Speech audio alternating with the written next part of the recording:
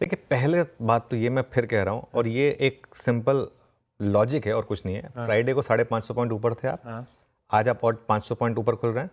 500 point के gap up पर आप कुछ नहीं कर सकते। अच्छा, जो आधे कैरी करके गए थे अपने लोग, वो खुलते बुक करें? देखिए, जो आप आधे बुक कैरी करके गए तो उनको आप एक्सपायरी तक रखें, उसमें कोई टेंशन नहीं, क्योंकि देखिए बड़ा प्रॉफिट तो आप ऑलरेडी फ्राइडे को बुक कर चुके हैं। फ्राइडे को आप बड़ा प्रॉफिट ऑलरेडी बुक कर चुके हैं, बाकी आधा बचा है जिसमें आपने हेज किया हुआ है, तो उसमें कोई दिक्कत है ही नहीं। वैसे ही वो हेज की तो वैल्यू जीरो हो जाएगी इन एनी केस, तो उसमें कोई ठीक है। तो अब देखिए, वो हर किसी के ऊपर डिपेंड करता है, ट्रेडर के ऊपर डिपेंड करता है। मेरा मानना तो ये कि आप एक्सपायरी तक कैरी कर सकते हैं, वरना चलिए सपोज 500 पॉइंट ऊपर खुले तो 200 पॉइंट का स्टॉप लगा लीजिए कि और 300 पॉइंट तो और आपके किटी में ऐड हूँ कम से कम, इस तरीके का स्टॉप लॉस लगा दीजिए। पहले 15 मिनट में कुछ मत करें, लेकिन फ्रेश कुछ मत करें। जो कैरी कर रहे हैं वो मेंटेन करना अलग बात है। पहले 15 मिनट में, क्योंकि अगर आप कॉल लेंगे ना तो आप फंस सकते हैं।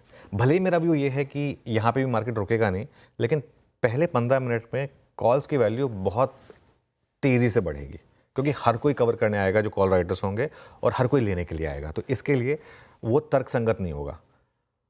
ये हो सकता है कि पहले 15 मिनट में जो मार्केट खुले उसमें जो कॉल के प्राइसेस हों, 9:30 बजे अगर मार्केट उससे ऊपर भी हो तो भी कॉल के प्राइस उससे नीचे हों। ये लोगों को, ट्रेडर को समझने की ज़रूरत है। तो इसके लिए पहले 15 मिनट में कुछ मत करिए।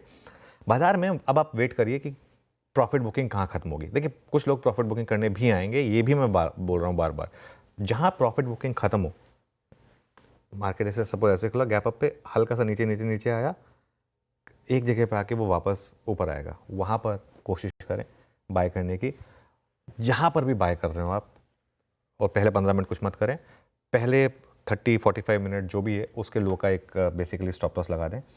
और पोजिशनली अगर आप लॉन्ग हैं तो एक 24,000 का स्टॉप लॉस लगाएं। आप कहेंगे हम तो 23,900 पर हैं, वो तो मैं समझता हूँ, हम खुल रहे 400 पॉइंट ऊपर हैं, तो 24,300, 24,350 पे खुल रहे हैं ना, उसके बाद 24,000 पर स्टॉप लॉस लगा दें, जो 20 डेमा के जस्ट नीचे है। 20 डेमा है 24,050 का।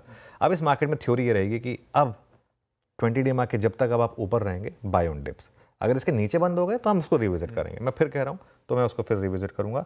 और अगर मार्केट आज डे हाई पर बंद हुआ ना आशीष, तो बिंदास कैरी करें। फिर उसमें क्या होगा ना, फिर उसमें वो हमारी 3 डे वाली थ्योरी काम करेगी कि बड़े मैक्रो इवेंट पर मार्केट में 3 दिन की रैली आती है। तो ये तो पहली रैली होगी, फ्राइडे को फिर मैं उसमें इंक्लूड नहीं करूँगा। और 24,200 से 24,500 पर भारी कॉल राइटिंग है। ध्यान रखिए, ये मंथली एक्सपायरी है। भारी कॉल राइटिंग है 24,200 से 24,500 पर।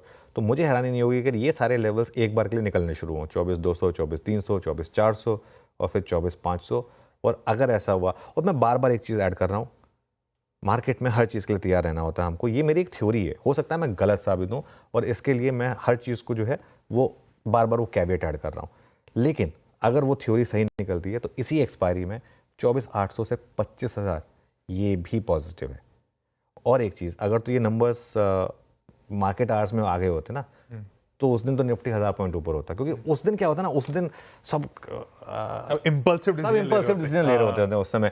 अभी क्या है ना, आपको मौका मिल गया, 2 दिन आपने एब्जॉर्ब कर लिया, सब कुछ कर लिया, उसके बाद एक गैप अप मिल रहा है, तो आप उस हिसाब से सोच रहे हैं। ये चीज़ें अगर लाइव मार्केट में हो रही होती है, इसलिए मैंने सैटरडे की बात की थी, अगर सैटरडे को मार्केट खुला होता तो हम 1000 पॉइंट ऊपर होते। आज मैं इसलिए कह रहा हूँ कि 400-500, क्योंकि आज आप मेजर डिसीजन लेंगे इसके बाद। लेकिन सवाल यह है कि मैक्रो तेज़ी है और हम ऊपर खुलेंगे। बार बार कह रहा हूँ एक चीज़, एक स्टॉप लगाना होगा आपको सिस्टम में, और वो स्टॉप अगर आप कंजर्वेटिव है तो 24,000 लगा लें, अग्रेसिव है तो 23,800 लगा लें। उसके नीचे अगर फिसल गए ना, तो फिर मैं कहूँगा, सबसे पहले मैं मानूंगा कि मेरी थ्योरी गलत थी। I will be the first one to accept कि हाँ, वो जो अप्रोच थी वो गलत थी, और मार्केट का व्यू जो है वो कम्प्लीटली डिफरेंट है ना। बिल्कुल ठीक है। मार्केट, अच्छा, एक और चीज़ मैं ऐड करना भूल गया था एक्चुअली। देखिए, मैं अब तो मुंबईकर हूँ, अपने आप को मुंबईकर मानता हूँ, लेकिन मैं बिलोंग तो करता हूँ हरियाणा से, है ना।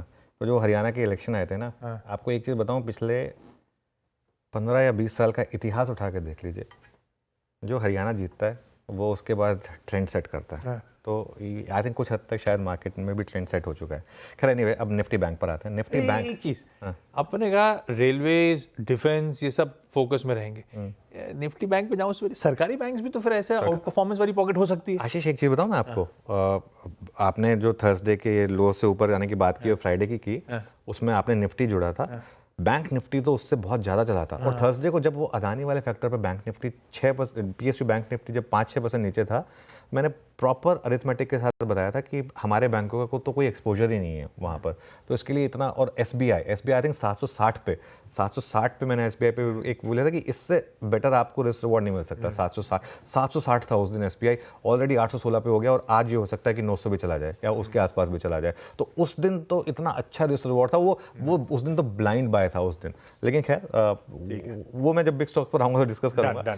निफ्टी बैंक मुझे लग रहा है, अगेन ये भी थ्योरी है और मैं हर चीज़ बोल रहा हूँ, जो भी करें स्टॉप के साथ करें, जो भी करें मेजर्ड करें, जो भी करें अपने फाइनेंशियल एडवाइजर से पूछ के करें। लेकिन निफ्टी बैंक मुझे लग रहा है कि जल्द ही नया हाई लगा सकता है।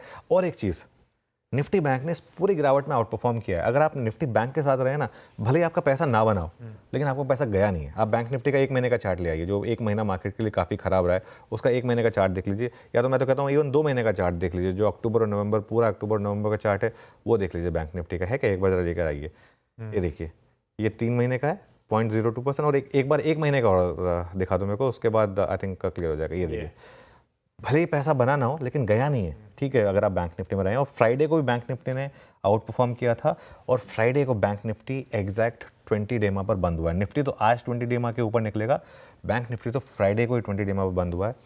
और बैंक निफ्टी में मैं कहूँगा कि अगर आपको 500 से 1000 पॉइंट का गैप अप मिलता है, वहाँ पर भी आप ले सकते हैं। ऑब्वियसली जो भी आप करेंगे वो स्टॉप हेज उसके साथ करेंगे, जो भी करेंगे। लेकिन निफ्टी बैंक पर अब 51,000 का पोजिशनल स्टॉप लॉस होगा, और 52,000 के ऊपर का काम शॉर्ट्स पूरा करेंगे। आपका जो मार्केट में सिस्टम में शॉर्ट्स है ना, वो बाकी का काम आपका पूरा करेंगे।